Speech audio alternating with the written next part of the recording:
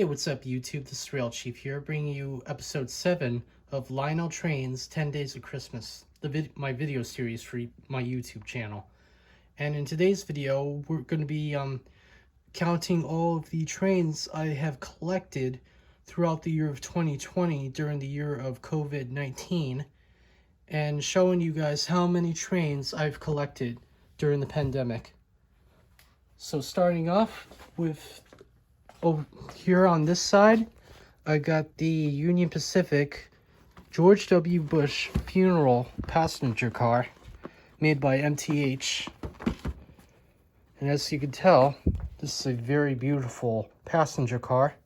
It's got the window on each side, and I don't want to take this out of the box because I don't want to damage it. But if you zoom in closely, you'll see George Bush's casket inside of the passenger car, and it's a really nice attention to detail. Even the windows on the front of the doors are plastic, see-through plastic here. And this adds a another piece of rolling stock that I like to run with the George W. Bush funeral train, which is also made by Rail King. Moving on to this side, I got a scale Lionel boxcar with the Pennsylvania road name, and this is actually a sounds car. And basically what this does is when you're running this behind a train, you'll hear the banging and the squealing of crates and boxes being pushed back and forth as the train is rolling around the track. And it definitely gives your model railroad a lot more realism, which is one of the reasons why I wanted this car in the first place. But I think the Pennsylvania one looks very nice. When I went to the train store, they had 3 selections, including New York Central, Baltimore and Ohio, and Pennsylvania. And no matter which one that you choose from, they're going to look really nice on your model railroad. And that's why I wanted this car specifically in my collection. Next up, I have this Lionel 1975 Pennsylvania GP7, number 8357. And if you guys seen my previous video on this locomotive, I also mentioned that there's a dummy unit that goes with this locomotive, and that is very hard to find and goes up to a lot of money. And I'm hoping to look for that B unit or the dummy unit sometime in the future. But the best thing about this locomotive is it's got some really nice handrails. It's got very beautiful Pennsylvania paint scheme with the gold lettering, and it's really got a very nice smooth motor inside the locomotive, and I can run this engine as slow to a crawl. So I'm really happy that I have this in my collection, and also, as you can see, the box is in almost pristine condition. Next up, I have this Lionel Coca-Cola boxcar, which was made around 2014, and as you can see, it almost looks like a 64 Lionel boxcar.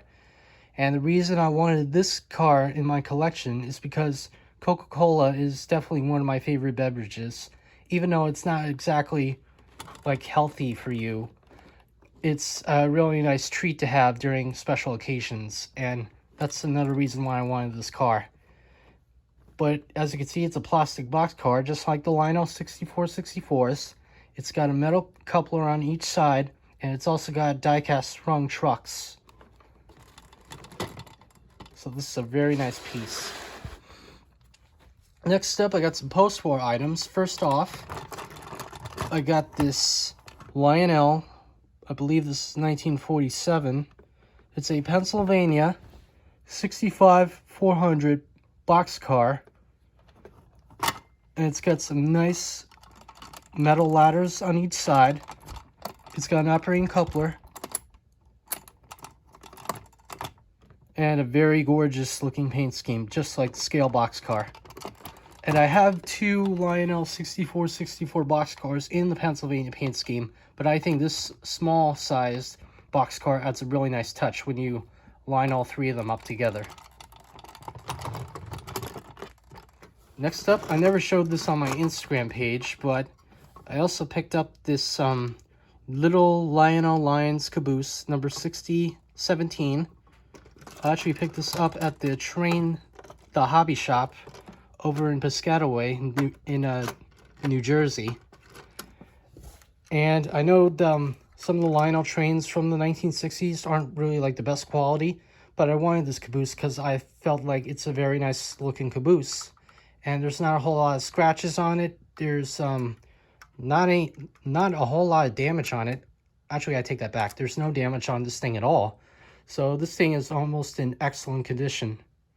And as you can see, it's got the plastic trucks, a little plastic coupler, metal handrails, and a nice die-cast plastic body. And I really like to run this behind some of my 1960s Lionel engines and rolling stock. Next up is a Lionel John Deere tractor flat car with 3 John Deere tractors on it. And I actually bought this online back in, I want to say, early February, and it shipped it to my house in mid-October of 2020. So let's just take a better look at this. So as you can see, it's a pretty big flat car. I like to run this behind a lot of my scale engines and rolling stock because I think it's a perfect size. It's got die-cast sprung trucks and couplers. We've got the metal coupler on each side here. Nice molded plastic body. And it's got 3 John Deere tractors on it. Now, I'm not really sure if these are made by Lionel or not. I'm pretty sure they're made by John Deere. But as you can see, they give you 3 of them, and they're very nicely detailed. And this car came with 3 wire ties, which you can attach to the bottom of the flat car here to hold the tractor in place. Now, I currently have one missing, so I'm just using a plain old wire to wrap this one around, so that way you can hold the tractor in place. But I will find that string eventually, and I'll definitely attach it on the wire. Alright, so we got a few more items left. I got these 2 Texas Special Lionel cars at the train store in Mountain Lakes, New Jersey. And these are very beautiful plaster cars. This one here is the 1200 Edward Burleson. I hope I'm saying that right. And this is a very nice car. Like I said in one of my previous videos, this thing feels like it was made from a car because it's so shiny and it's so smooth. As for this one, just like the 1200, this is the 1201. And this is the David G. Burnett, which is also a very nice car. And I'm also planning to modify my 2245 Texas Special and put a worm gear motor inside of it so that we could pull a lot more cars. And another thing that I'm trying to look for is the dome car and the observation car. And hopefully that will complete the set that I'm trying to put together. And anyway, let me just put these back real quick. Oh yeah, and as for the features that it has the metal couplers on each side. It's got some nice looking silver trucks. It's got 2 light bulbs inside and a little paper interior here with the passengers on it. And these little plates are actually stickable, so you have to stick them onto the car. And that's how the well, it's going to be hard to explain, but basically it's kind of like a sticker sheet where you have to peel the paper off of the side here and stick it to the car. So it just sticks there like that.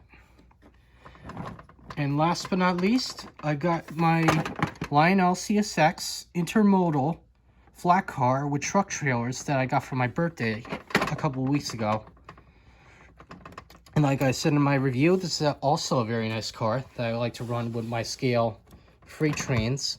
It's got metal couplers on each side.